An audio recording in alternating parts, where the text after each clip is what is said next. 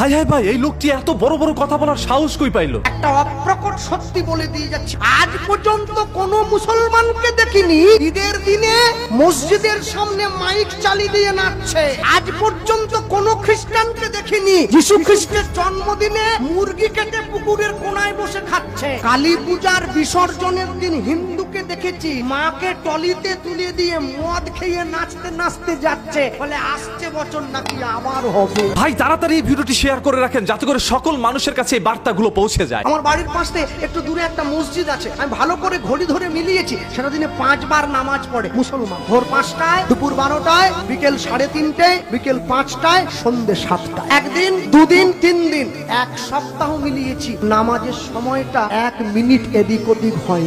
আপনাদের এই পুরো সবঙ্গে যদি বন্যা হয়ে যায় তবু নামাজের সময়টা পরিবর্তন হবে না, ওটা ভোর 5টার নামাজটা 5টাতেই হবে। কিন্তু দুঃখ কি, নরঘাট ব্রিজটা পেরোতে গেলে ডান দিকে একটা মুরগির দোকান আছে, ওই দোকানটার নাম হচ্ছে শ্রীকৃষ্ণ ব্রয়লার সেন্টার। গোটা 110, কাটা 220। আমার কষ্ট হয়, তোমার নাম নিয়ে মানুষ কসাইখানা খুলে ফেলেছে।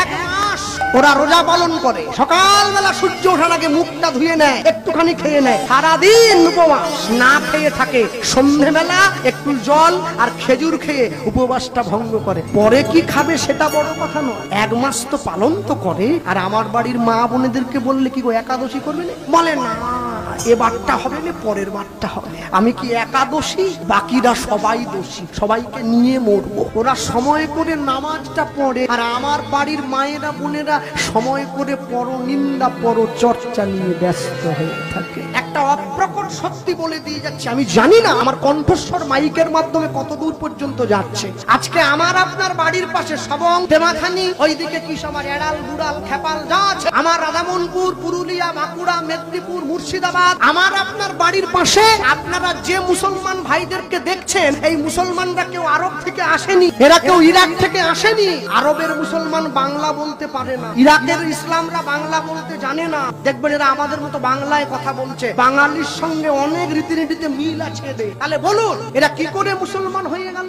এখনো বলছি সময় আছে, নিজের বাড়ির ছেলে মেয়েগুলোকে বাবাকে বাবা বলে ডাকতে শেখাবেন, ড্যাড নয়। মাকে মা বলতে শেখাবেন, মম নয়। বাড়ির ছেলে মেয়েরা পড়াশোনা করে বাবার কাছে 2 দিন পরে এসে বলে ড্যাড তুমি, হ্যাঁ, দাঁড়িয়ে দেবে বাড়ির থেকে। আরে একই তো ব্যাপার, আমরা যাকে লাউ বলি ওরা বলে কদু, আর ওরা যাকে দরবেশ বলে আমরা বলি সাধু। আমরা যাকে বাবা বলি ওরা বলে আব্বা জান, আর আমরা যাকে কীর্তন বলি ওরা বলে আজান। বাস স্ট্যান্ডে দাঁড়িয়ে রয়েছি, এমন সময় দেখছি একজন মা এসেছে, কালো পোশাক পরা, নাক মুখ সব ঢাকা, চোখটা বের করা, হাতে তার ছেলের হাত ধরা, মাথায় টুপি, পাঞ্জাবি পরা, লুঙ্গি পরা ছেলে। দেখে বোঝা যাচ্ছে মুসলিম বাড়ির মা। কিছুটা দূরে আরেকজন হিন্দু বাড়ির মা এসেছে, শাঁখা সিঁদুর পরা, ছেলের হাত ধরা। এমন সময় এক বয়স্ক বাবা এসেছে, বড় দাঁড়িয়ে আছে, পেকে গেছে দাঁড়ি, মাথায় টুপি, পাঞ্জাবি, লুঙ্গি। মা গিয়ে ছেলেটিকে ওই ভদ্রলোকের সামনে গিয়ে বলছে, বাবা মৌলভী সাহেব এসেছে, সেলাম আলাইকুম বলো। দেখুন মা শিক্ষা দিচ্ছে, মা হচ্ছে সংসারের গাছের গোড়া। মা যখনই শিক্ষা দিল, ছেলে গিয়ে বলছে সেলাম আলাইকুম। আর ওই মৌলভী সাহেব ছেলেটাকে বুকে জড়িয়ে ধরেছে, বাবা দীর্ঘজীবী হ, ওয়ালাইকুম সালাম। আর এমন সময় হিন্দু বাড়ির ছেলেটা কাঁদছে, কুড়কুড়ি খাবে, ওর মা দূর থেকে আমার দিকে আঙুল বাড়াচ্ছে, ধুতি পরে আছে। ওর মা ওই ছেলেটাকে শেখাচ্ছে, আর একবার যদি কাঁদিস, ওই দেখ হিন্দু ধর্মের একটা বৈষ্ণব দাঁড়িয়ে আছে, ওকে ধরিয়ে দেব, ঝোলায় করে পুড়ে নিয়ে বাড়ি চলে যাবে। আমি অবাক হয়ে গেলাম, এই তো আমার দেশ। এক ধর্মের মা শেখাচ্ছে তার ধর্মের সাধুকে দেখলে ভালোবাসবে, আরেক ধর্মের মা শেখাচ্ছে বৈষ্ণব দেখলেই পিটাবে। কি উন্নতি হয়েছে দেশটার। এই দেশের আশা করিনি আমরা। ভারত আবার জগৎ সভায় শ্রেষ্ঠ আসন লবে কবে? যেদিন মানুষের সঙ্গে মানুষের গান হয়, প্রাণের সঙ্গে প্রাণটা মিশে যাবে। আমাদের বাড়ির থেকে একদম সামনে দুটো 3টে বাড়ির পরেই একটা মুসলমান বাড়ি আছে, ওদের বাড়িতে 2 ছেলে আছে, বড়টার নাম রোহিত, ছোটটার নাম সোহেল। আমি যখন বাড়িতে মাঝে মাঝে পথটা গাই, ওটা দরজার বাইরে দাঁড়ায়, কিরে কি শুনেছিস? দাদা আরেকবার গাও দেখি। ওরা পড়াশোনা করছে, শিক্ষিত ছেলে।